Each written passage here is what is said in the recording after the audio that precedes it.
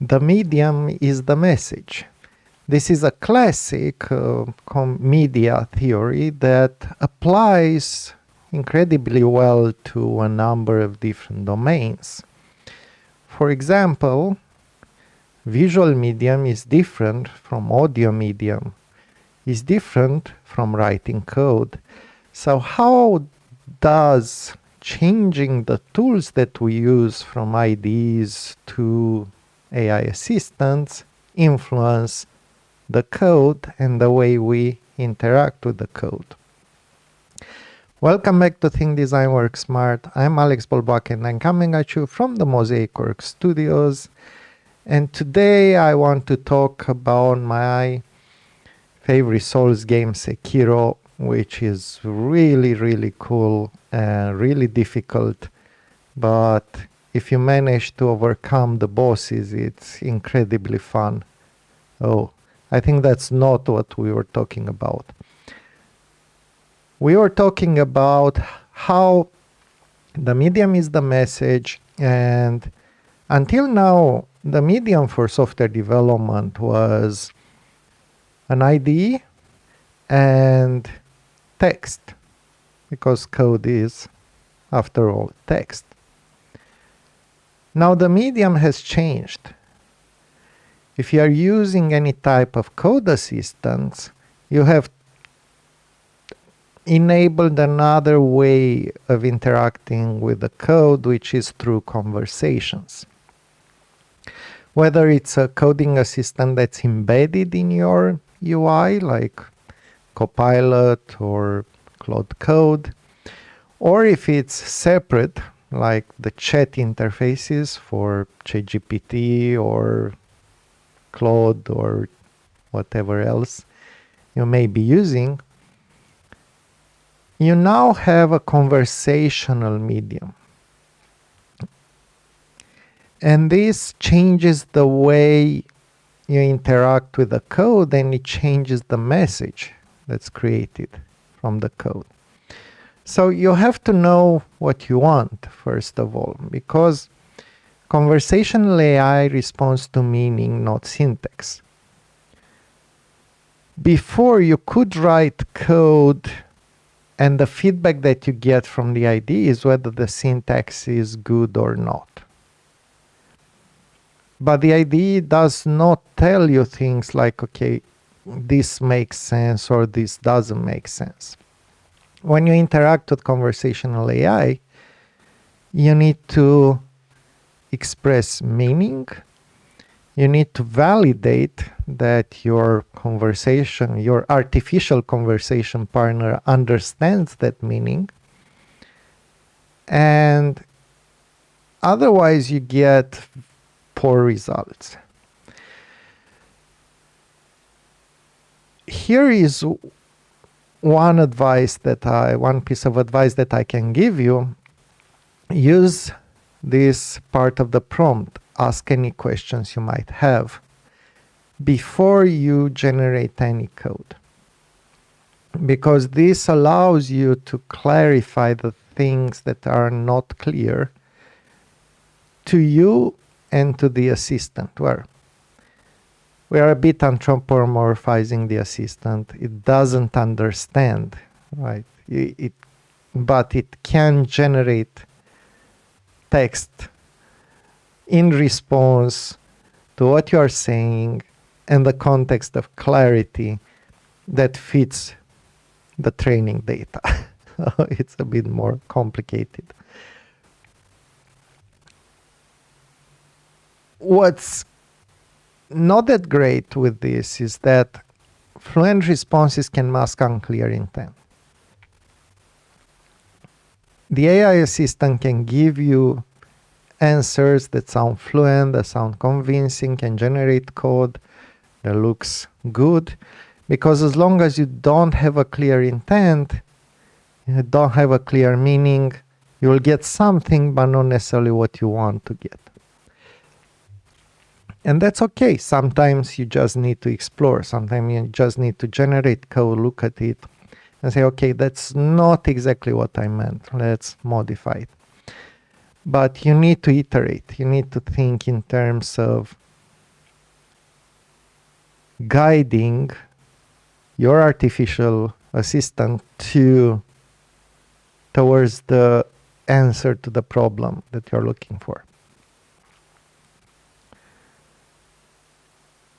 And this means that you stop thinking in lines of code and you start thinking in problems. Now, I've noticed this shift a long time ago, and I've made it when I switched from the way I learned how to write code, which is just type a bunch of lines and then debug them and then make sure, kind of sure that they work. And I switched that to test-driven development plus incremental refactoring, because then I started thinking in terms of transformations. And you could have transformations like adding a new test, implementing the code that passes the test. But also transformations in terms of refactorings. Introduce a variable instead of values, extract a method, and so on. And so my thinking got to the point where the way I think about code is in transformations. It's in, I have this problem and I want to solve it. And in order to solve it, the first step is to solve this small piece of the problem. And in order to do that, I have to do certain transformations on the code, whether it's existing code or code that I'm just writing. But most of you have not done this step up the abstraction ladder. And this is a challenge because with AI, this is precisely the kind of instructions that you need to give, with the additional complexity that AI assistants can produce unexpected changes. So you not only you need to be very clear what you ask from them, not only you need to raise your level of abstraction and think in transformations, but also think in feedback loops and how do I verify after each transformation that what the assistant did is correct.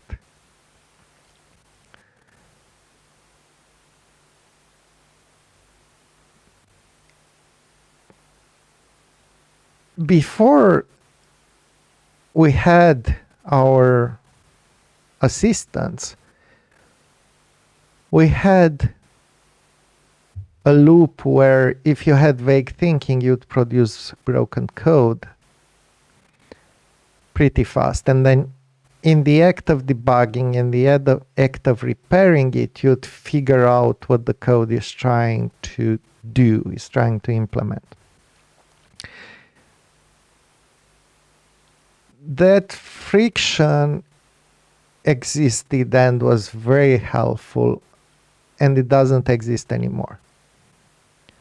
It doesn't exist anymore because you can give vague instruction to an AI assistant, which will then generate a lot of code, which will then be difficult to fix and review. So you need levels of verification, and you have 3 levels of verifications that you can use. Ask the AI to critique its own output, use automated tests and tools. So you could use things like linters or other stuff like that. And human review, which is the last one. And I think many people don't realize that you can ask the assistant to critique its own work, and then it will give you better results. And if it's something really important, it can ask 3 times and it will give you, it will surface more and more issues. Another thing that's changed is the medium is the message. The medium is the conversation. The conversation becomes the message. not many people realize that they can summarize that conversation and store it as engineering notes. Other engineering domains have this notion of engineering notes, which I tried to promote before for our domain in past videos. And the idea is that those are not necessarily notes meant to be readable by others. They are not meant to be extremely structured, but their goal is more for you to remember, to go back, to have a kind of a journal.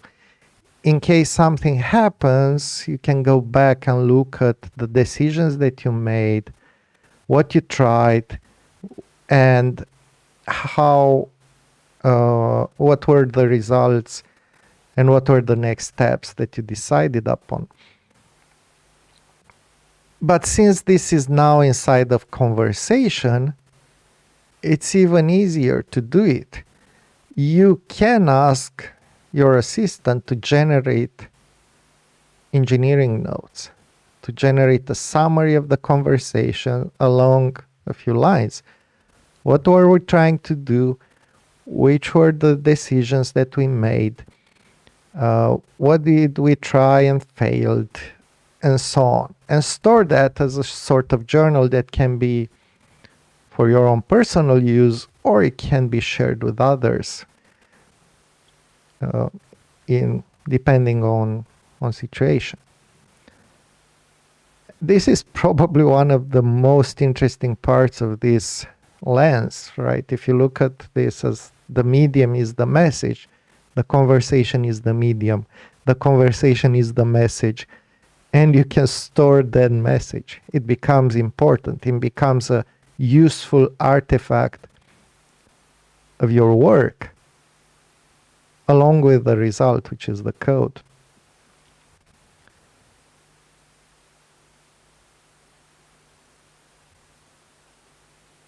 The other important thing is that code structure changes.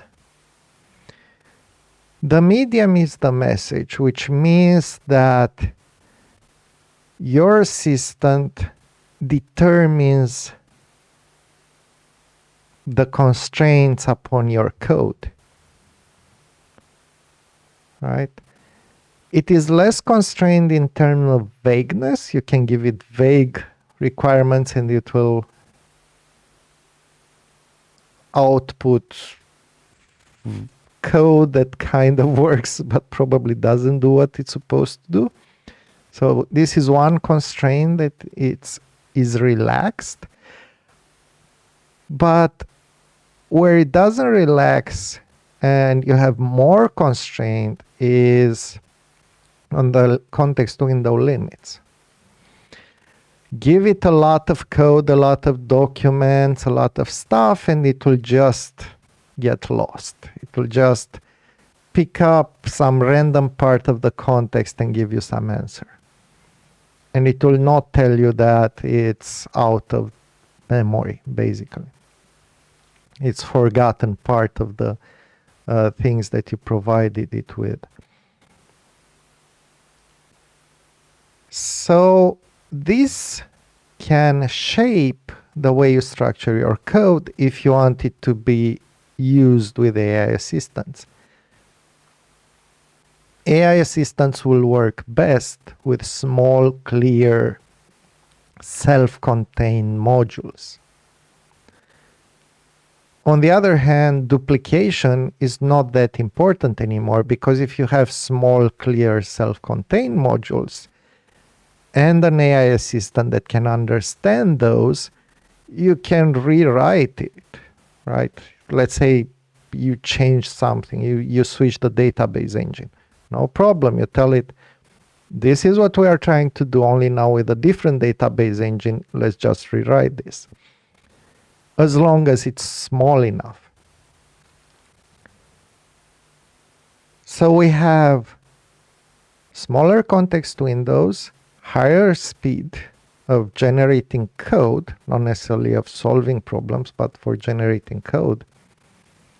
We can integrate knowledge a little bit better because if we work at different levels of abstractions, assistants can integrate knowledge from various parts of the system much easier than we could.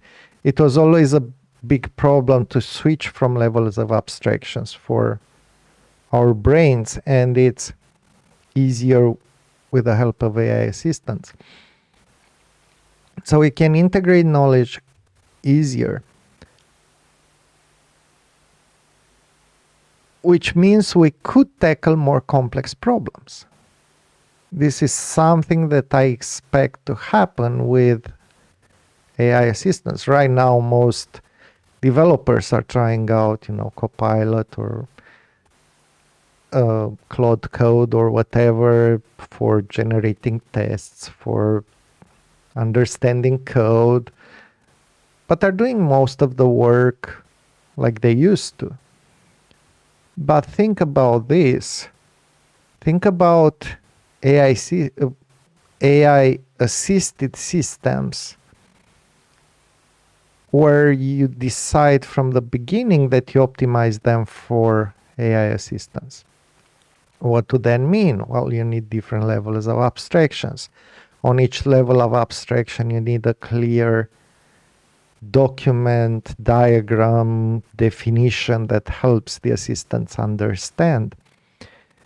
And at the code level, you need to minimize the code that you are working on, which means small, clear, self-contained modules. And through composability, you can end up with more complex solutions to more complex problems.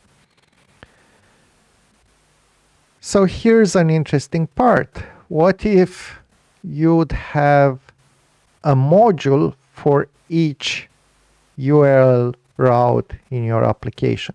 And then module is just a clean, small, self-contained module. It doesn't know about anything else. It doesn't care about anything else. Code might be duplicated. Because you don't care, you just regenerate stuff when something is wrong. Or what about this? Instead of solving a very specific problem, let's say invoicing for a small business, small medium business. This was a normal problem to solve by a SaaS provider. But now what if we could do something else and say, let's create a set of composable tools that help you digitally manage your business. There's a small tool that creates invoices. There's a small tool that collects supplier invoices. There's a small tool that does payments. There's a small tool that helps with business flows, whatever your business is, or a set of small tools that do that. And that serves as an operating system for your domain, and your clients actually take these tools and use their own AI assistants to compose them in the way they need. So instead of providing them with a solution, you provide them with an environment, with an ecosystem that they can build upon. All right, and these are just two ideas. There could be countless variations of these principles.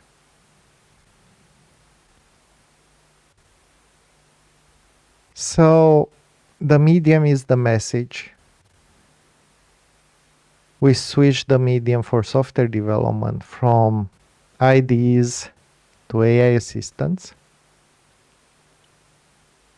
This doesn't just change how we write code and that we write code faster. You choose what kind of thinking you want to practice. Thank you kindly for the view, and until next time, remember to think, design, and work smart. See you next Saturday.